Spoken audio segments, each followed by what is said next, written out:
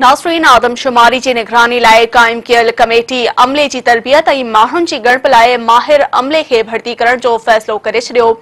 आदमशुमारी जी निगरानी लाइ जोड़ियल कमेटी जो पहिरियों इजलास deputy chairman planning commission doctor Jahanzeb Khan जी सदारत हेठि थियो, जंहिं में समूरनि सूबनि जे चीफ सेक्रेटरीज़, लॻापियल खातनि जा secretaries, deputy commissioner Islamabad, DG military operations directorate, chairman NADRA, MD NTC, तालीम सिहत, नाणे ऐं पीबीएस जे सीनियर ऑफिसर्स शिरकत कई।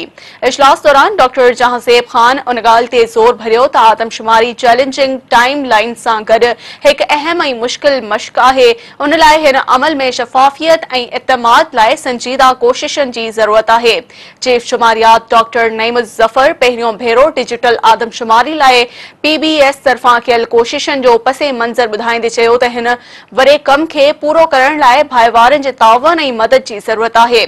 सपोर्ट सर्विसेज जे मेंबर मोहम्मद सरवर गोंदल आदमशुमारी जे अमल बाबति बीएसजी अगभराई ऐं मसला पेश करे लॻापियल खातनि खे आगाह कयो, जिन मसलनि में मास्टर ट्रेनर्स ऐं तरबियती हंधनि जी चूंड, ॻणप कंदड़नि जी तरबियत, फ्रेम नक्शनि जी तस्दीक जी अगभराई, मर्दमशुमारी, सपोर्ट सेंटर्स जी घुर्ज, फील्ड स्टाफ जी मुक़ररी ऐं फील्ड स्टाफ जी सिक्योरिटी वग़ैरह शामिल आहिनि।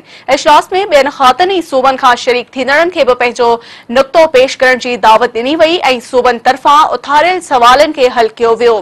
शिरकत कंदड़नि शफ़ाफ़ियत ऐं राज़दारी आणण में पीबीएस जी कोशिशनि खे साराहियो ऐं मर्दमशुमारी जे अमल खे आसानी सां अंजाम ॾियण खे यकीनी बणाइण लाइ वर्किंग कमेटियूं क़ाइम करण जी तजवीज़ ॾिनी। समूरनि चीफ सेक्रेटरीज़ हुन क़ौमी फ़र्ज़ खे सरअंजाम ॾियण में पंहिंजे ताउन जी ख़ातिरी कराई। इजलास में पीबीएस जी कोशिश हुई त मर्दमशुमारी जे प्लानिंग खां वठी नतीजनि खे हतमी शक्ल ॾियण ताईं समूरनि स्टेक होल्डर्स खे शामिल कयो वञे ऐं ईंदड़ आम चूंडुनि लाइ इलेक्शन कमीशन तरफ़ां तकबंदनि खे अपडेट करण जो वक़्त मुक़रर कयो वञे।